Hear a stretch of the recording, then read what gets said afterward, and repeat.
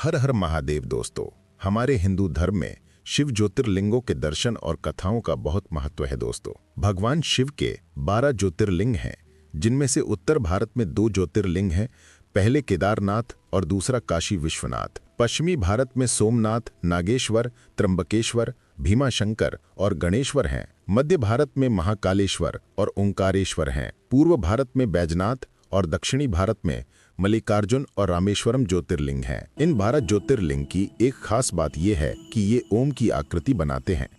तो दोस्तों, video start करने से पहले आपको बता दूं, हम प्रत्येक सोमवार को ज्योतिर्लिंग की एक नई फैक्ट वीडियो के साथ आएंगे। तो आप सभी से रिक्वेस्ट है कि हमारे चैनल को सब्सक्राइब और वीडियो को लाइक कर दें, जिससे आने वाला हर वीडियो आप तक पहुंचता तो चलिए हैं इस वीडियो में हम सोमनाथ मंदिर के बारे में जानते हैं, जो भारत के गुजरात में वेरावल के प्रभास पाटन में स्थित है। यह हिंदुओं के लिए सबसे पवित्र तीर्थ स्थलों में से एक है।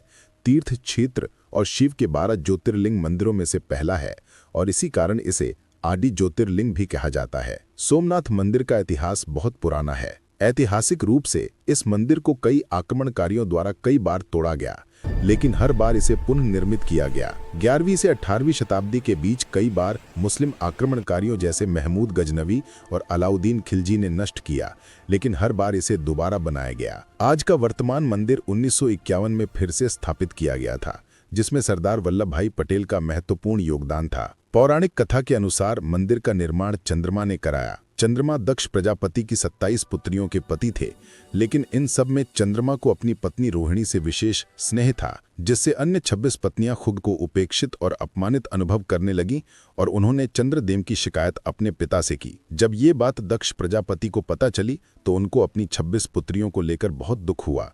उन्होंने चंद्रदेव को समझाने का प्रयास भी किया, लेकिन असफल रहे। तब राजा दक्ष ने चंद्रमा को श्राप दिया कि उनका तेज धीरे धीरे कमजोर हो जाएगा। चंद्रमा की तपस्या। दक्ष प्रजापति के श्राप के कारण चंद्रमा का तेज कम होने लगा और वे अत्यंत दुखी हो गए।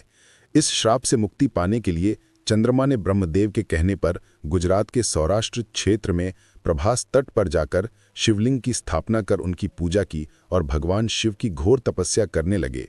चंद्रमा की तपस्या से प्रसन्न होकर भगवान शिव ने उन्हें दर्शन दिए और राजा दक्ष के श्राप से मुक्ति प्रदान की और उन्हें अमर होने का वरदान दिया। शिव का नाम सोमनाथ। भगवान शिव ने चंद्रमा को आशीर्वाद दिया और कहा कि वे प्रत्येक 15 दिनों में पुनः पूर्णिमा का रूप धारण करेंगे और फिर से क्षीण होंगे। इसके बाद से भगवान शिव को सोमनाथ कहा गया, जिसका अर्थ है सोम, चंद्रमा के स्वामी। ज्योतिर्लिंग की स्थापना। कहा जाता है कि श्राप मुक्त होकर चंद्रमा ने भगवान शिव से उनके बनाए हुए शिवलिंग में रहने की प्रार्थना की। भगवान शिव ने चंद्रमा की प्रार्थना स्वीकार की और उस शिवलिंग में विराजमान हो गए। तभी से इस शिवलिंग को सोमनाथ ज्योतिर्लिंग के रूप में पूजा जाने लगा। आज जो मंदिर आप देखते हैं वो चालुक्य शैली की अद्भुत वास्तुकला का उत्कृष्ट उदाहरण है। समुद्र के किनारे खड़ा ये मंदिर सुबह सूर्योदय के समय स्वर्णिम चमक से मानो ईश्वरीय प्रकाश में नहाया हुआ प्रतीत होता है। मंदिर के पास स्थित बाण स्तंभ ये दर्शाता है कि इस दिशा में अंटार्कटिका तक कोई भूमि नहीं, केवल अनंत सागर। ये सोमनाथ की अनंतता और दिव्यता का प्रतीक है। सोमनाथ सिर्फ एक मंदिर नहीं, बल्कि भारत की आध्यात्मिक शक्ति, संस्कृति और अदम्य साहस का प्रतीक है। यहाँ आके ऐसा लगता है मानो भगवान शिव स्वयं इस पवित्र तट पर आज भी ज्योति के रूप में विराजमान है।